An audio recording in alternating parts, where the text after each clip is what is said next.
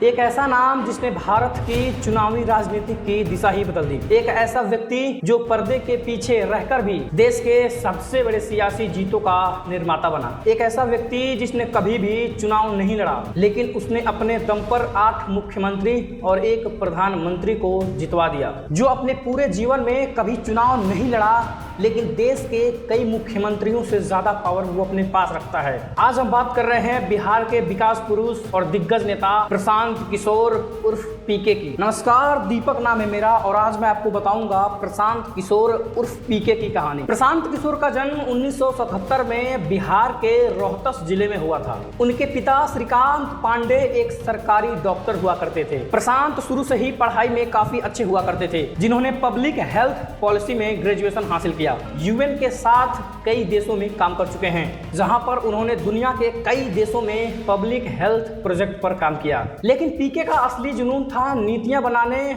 और बिहार की राजनीति की दिशा बदलने में। वो बिहार को एक अलग मुकाम पर ले जाना चाहते थे।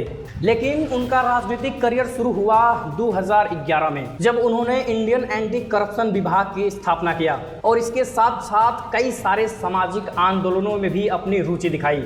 लेकिन उनको देश में असली पहचान मिली 2014 में, जब उन्होंने प्रधानमंत्री नरेंद्र मोदी के लिए CAG नाम की टीम बनाई, जिसने चाय पर चर्चा, 3D होलोग्राम और सोशल मीडिया जैसे कैंपेन्स का इस्तेमाल किया और इन सभी को अपनी चुनावी रणनीति में शामिल किया। और 2014 में ही जब पहली बार प्रधानमंत्री नरेंद्र मोदी अपने देश के PM बने, तो उसमें प्रशांत किशोर का एक बड़ा रोल था। उसके बाद जब बात नहीं बनी, तो प्रशांत किशोर ने नीतीश कुमार और RJD के साथ मिलकर 2015 में बिहार में इनकी सरकार बनाई और इस जीत में भी प्रशांत का एक बड़ा योगदान था। इसके बाद भी उन्होंने कई राज्यों में चुनावी रणनीति बनाई और उनकी सारी रणनीति सफल भी हुई। जैसे 2017 में कैप्टन अमरिंदर सिंह के लिए उन्होंने पंजाब में रणनीति बनाई और कांग्रेस से इनको बड़ी जीत दिलाई। 2022 में समाजवादी पार्टी से जुड़ने की कोशिश की, लेकिन बात नहीं बनी। वहीं आंध्र प्रदेश में जगन मोहन रेड्डी को भी मुख्यमंत्री बनाने में पर्दे के पीछे से प्रशांत किशोर ने काम किया था और फिर उन्होंने आखिरी बार इस रणनीति के लिए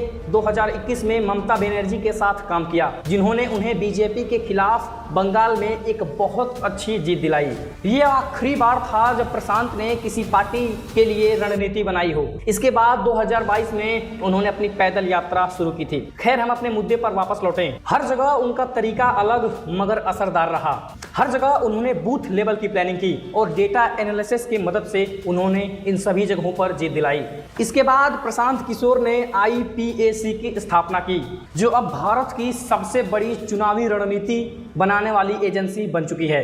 हालांकि इसमें रहते हुए भी कई बार उन्होंने राजनीति में जाने का इशारा भी किया। खास करके कांग्रेस में शामिल होने की उम्मीद थी, लेकिन वहां पर भी पूरी बात नहीं बनी। फिर 2022 में उन्होंने अपनी जन स्वराज यात्रा की शुरुआत की, जो एक सामाजिक आंदोलन है और बिहार को बेहतर बनाने के लिए काम कर रहा है। इसमें उन्होंने हजारों किलोमीटर की पैदल यात्रा की और बिहार के घर घर में जाकर अपना एक नारा दिया कि इस बार बिहार बदलना है और बिहार को एक नया रास्ता देना है।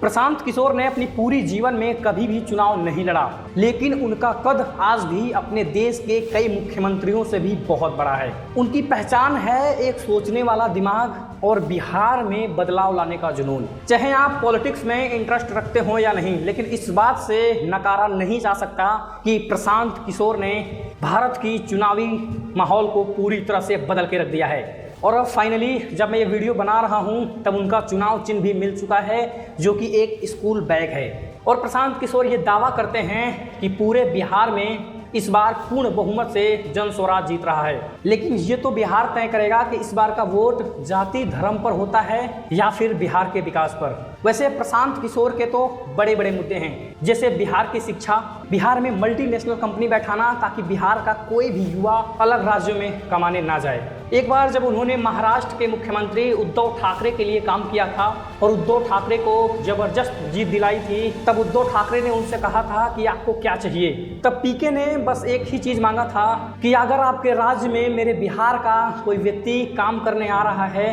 तो प्लीज उसको बिहारी कहकर गाली मत दीजिएगा। ऐसे बिहार के नेता जो जीतने के बाद क्या ऐसे ही रहेंगे या फिर बदल जाएंगे, ये तो खैर दूर की बात है, लेकिन बिहार का चुनाव नजदीक है और फिर चुनाव के बाद मैं एक और वीडियो बनाऊंगा चुनाव के रिजल्ट को लेकर। तब तक आप हमसे जुड़ने के लिए हमें सब्सक्राइब कर सकते हैं और इस वीडियो को हर उस व्यक्ति के पास शेयर कीजिए जो राजनीतिक में दिलचस्पी रखता है। धन्यवाद।